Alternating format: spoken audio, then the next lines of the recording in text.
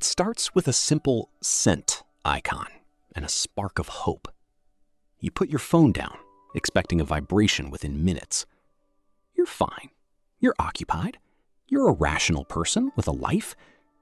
But 10 minutes becomes 20, and the silence starts to have a sound. Welcome to the Thought Vault. Today, we're talking about the anxiety of the unread. It's the specific modern torture of being digitally perceived, but not acknowledged. You tell yourself they're busy, they're driving, they're at work. Then you see it, the little green dot next to their name, active now. Suddenly, the "they're busy" logic collapses like a house of cards. If they are active there, why are they silent here? This is where the waiting room begins to build itself around you. You start to analyze the energy shift of the last 3 days. You scroll up, looking for the exact moment the vibe changed. Was it that joke you made? Was it the 3 dots you used instead of an emoji? You're performing an autopsy on a conversation that isn't even dead yet. You check your own signal. You toggle the Wi-Fi.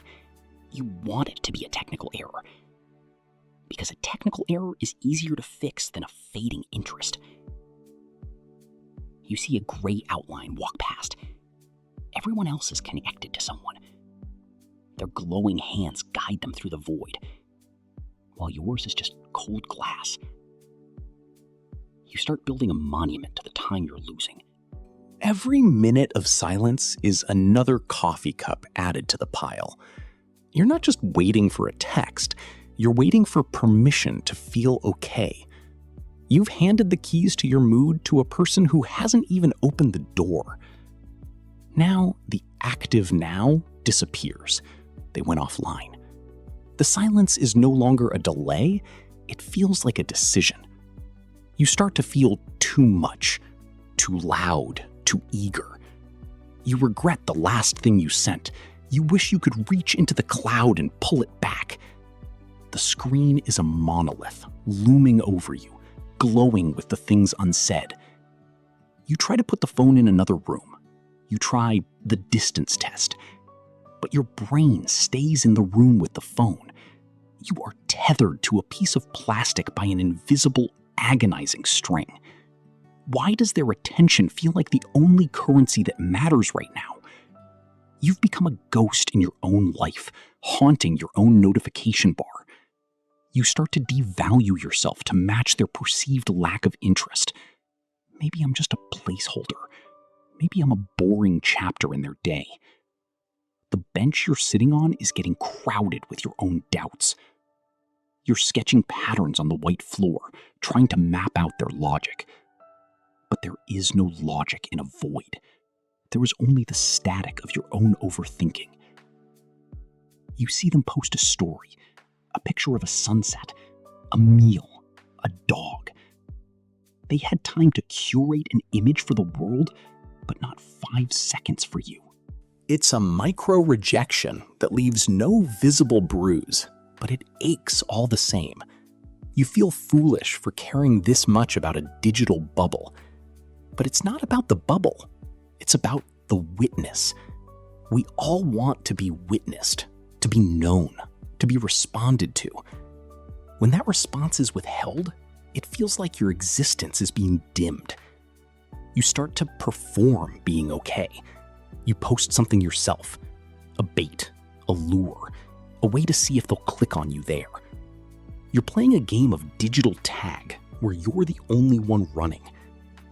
The pile of artifacts around you, the cups, the crumpled papers, it's a museum of later. You're living your life in the later category. But later is a place where nothing ever actually grows. Let's look at the monolith again. What is it actually telling you?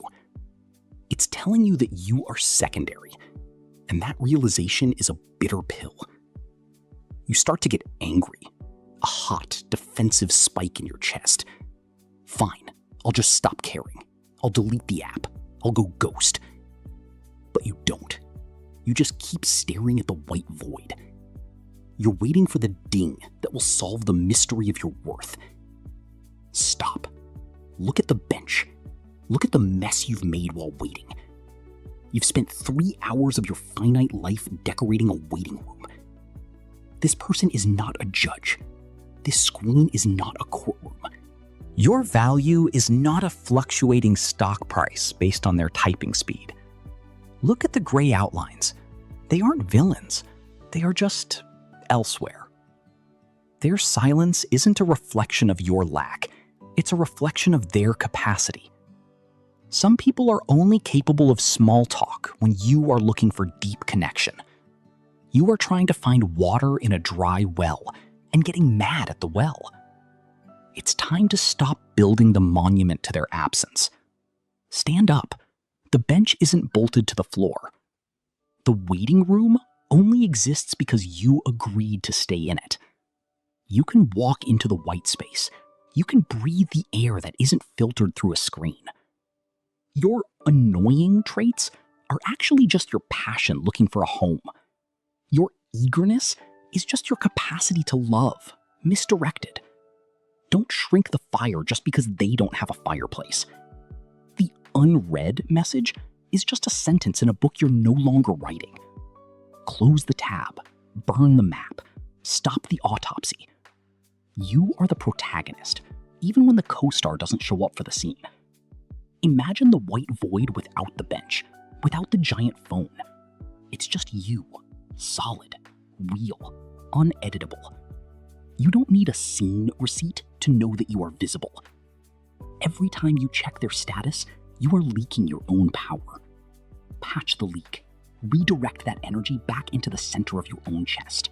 The waiting room is starting to dissolve. The cups are turning to dust. The monolith is shrinking. It's just a small piece of glass again. You are reclaiming the hours you traded for anxiety. What could you build with those hours instead? Maybe a garden, maybe a sanctuary, maybe just a better version of today. The next time the active now triggers your panic, remember the bench. Remember how uncomfortable it was. Remember how much time it stole. You are allowed to be too much for someone who is not enough. You are allowed to leave the conversation before they do. Trust your own reality. If it feels like a slow fade, let it fade to black. You don't need to chase someone who knows exactly where you are. The white void is not a place of loneliness. It's a place of possibility. It's a clean slate where you can write a story that doesn't require their like. Take a step, then another. The floor is solid. You are safe. The ding might come, or it might not. It doesn't change the sunrise. You are not an afterthought. You are the main event. Carry that weight with pride, the weight of being a lot. Because a lot is always better than not enough. This is the Thought Vault. We're leaving the bench behind today. We're walking into the light of our own attention. Look at how bright it is when you're not staring at a backlight. Stay grounded. Trust your soul. See you in the next one.